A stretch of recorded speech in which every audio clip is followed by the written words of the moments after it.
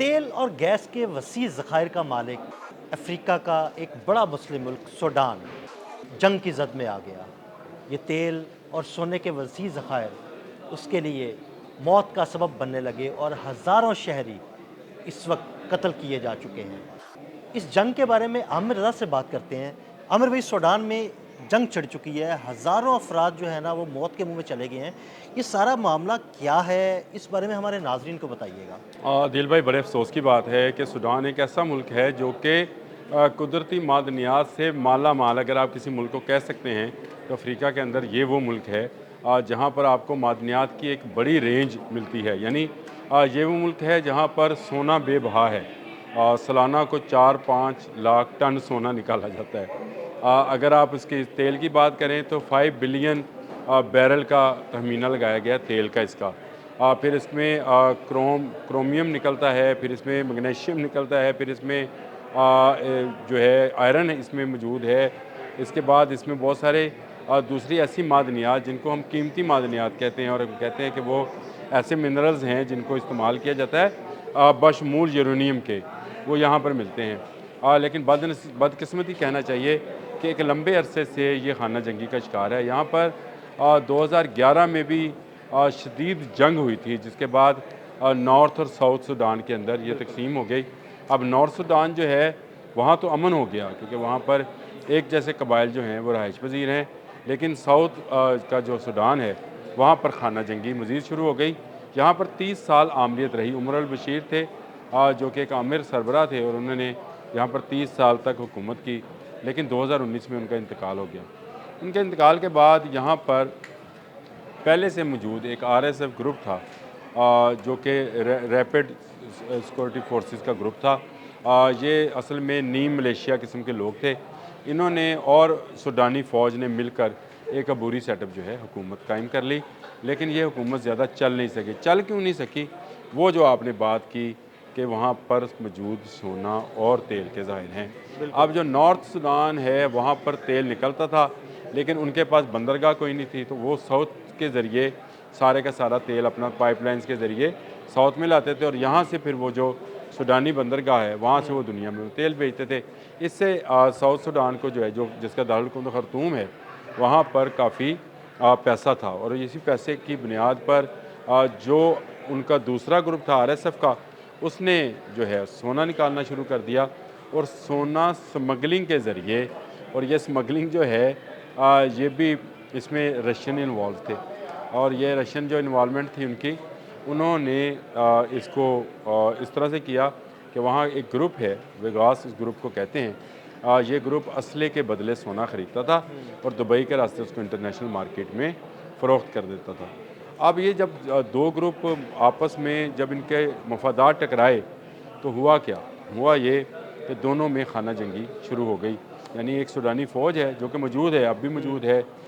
उसके एक सदर हैं जिनको मोहम्मद फ़ताह अल बुरहान वज़ीर आज़म हैं, सबूरी हुकूमत के कामल इदरीस, ये लोग वहाँ पर मौजूद हैं। लेकिन इसके बावजूद आरएसएफ जो है वो वहाँ पर कंट्रोल संभाले हुए है अपने इलाकों के अंदर, और वहाँ पर वो गैर अरब, यानी गैर अरब से मुराद ये है सूडान वो मुल्क है जो कि अफ्रीका में है लेकिन अरबी बोली जाती है, क्योंकि यहाँ जब अरब आए तो उन्होंने इसका सारा कल्चर ही तब्दील कर दिया था, और यहाँ ओरिजिनल सूडानी ज़ुबान बोलने वाले कबाइल ही बहुत कम रह गए हैं। जिस बात का जिक्र आपने किया जो कि 26 और 27 के दरमियानी शब में तकरीबन अल-फशर के इलाके में 2000 के करीब लोगों को मारने की इतला है। कौम मुत्तहिदा की इतला ये है कि अब तक इस जंग में जो अप्रैल 2023 में शुरू हुई थी, इसमें 15,000 लोग मारे जा चुके हैं, और तकरीबन 1,20,00,000 के करीब लोग बेघर हो चुके हैं जिनका अब कोई ठिकाना नहीं है। बुरी तरह सोना लूटा जा रहा है, और बुरी तरह तेल के ज़ाहिर जो हैं उनका उजाड़ा किया जा रहा है। बड़ी अफसोसनाक सूरत हाल, एक बड़ा इस्लामी मुल्क और जो उसको ऐसे लूटा जा रहा है। देखें, एक इस्लामी मुल्क है, रहने वाले तमाम के तमाम मुसलमान हैं, और आपस में ये बहुत करीब, मतलब एक ज़ुबान बोलने वाले हैं। ये भी नहीं कहा जा सकता कि जैसे मुस्लिम ममालिक में होता है कि वहाँ 4 ज़ुबानें बोली जाती हैं, 15 बोली जाती हैं। जैसे इंडिया में आप समझे कि पंजाबी बोली जाती है, असामी बोली जाती है, बंगाली बोली जाती है, हिंदी बोली जाती है, संस्कृत बोली जाती है, बेशुमार जुबान है। बेशुमार। लेकिन यहाँ पे तो सब के सब अरबी बोलते हैं। जो गैर अरब कबाइल हैं उन बेचारों की शामत है, क्योंकि RSF वाले जो हैं आप बगैर गैर अरब को जो है मारने को तरजीह देते हैं और कहते हैं जी इनको मार दें, इनका क्या तल्लुक़, हालांकि वो भी ओरिजिनल सूडानी लोग हैं। अब ये सारी सूरत हाल है जिसमें सूडान के साथ इस वक्त मिस्र खड़ा है, सबसे बड़ी सरहद इसके साथ है, सऊदी अरब उसके साथ खड़ा है, जो सूडानी अबूरी हुकूमत है, चीन उसके साथ खड़ा है, लेकिन दूसरी जानब जो है वो चाड है, लीबिया है, ये ममालिक हैं जो कि दूसरे ग्रुप को जो ये है, भी और सारे नॉर्थ इस्लामी सूडान ममालिक है, ये भी इस्लामी ममालिक हैं, लेकिन वो सब के सब जो हैं दूसरे ग्रुप को सपोर्ट कर रहे हैं। असला मैंने आपको बताया कि रशिया का एक ग्रुप है जिसका कारोबारी ये है कि वो असला बेचता है रेबल्स को और उसके बाद उसमें से उसके बदले जो है सोना लेता है। इनके बहुत गहरे मरासम हैं दुनिया भर में दहशत गर्दों के साथ, और ये लोग जो हैं ये बिल्कुल यूँ समझे जैसे, मैं तो इनको ज़ॉम्बीज़ से तशबीह दूँगा कि ये सूडानी ज़ॉम्बीज़ हैं जो न दिन देखते हैं न रात, ना बच्चा ना बूढ़ा ना औरत ना जवान, जो भी नज़र आता है उसको मार देते हैं, और मारने में ये बिल्कुल कोताही नहीं करते हैं, यानी बिल्कुल सुस्ती का मुजाहरा नहीं करते हैं, और इनको बैनुल-अक़वामी दहशतगर्द करार देना चाहिए। लेकिन बड़ी कुव्वतों का क्या कहना कि अभी तक अक़वाम मुत्तहिदा में किसी ने इनके मतलब ये बात नहीं कही कि इन पर पाबंदियाँ आयद होनी चाहिए, इनके बिज़नेस पे पाबंदियाँ आयद होनी चाहिए। ये बड़ा ही अफसोसनाक पहलू है अदील भाई कि हम लोग जो मुसलमान हैं आपस में अपनी कुव्वत को जो है बिखेर देते हैं या उसका शराजा बिखेर देते हैं, और उसके बाद दूसरी कौमें जो हैं हम पर मुसल्लत होती हैं।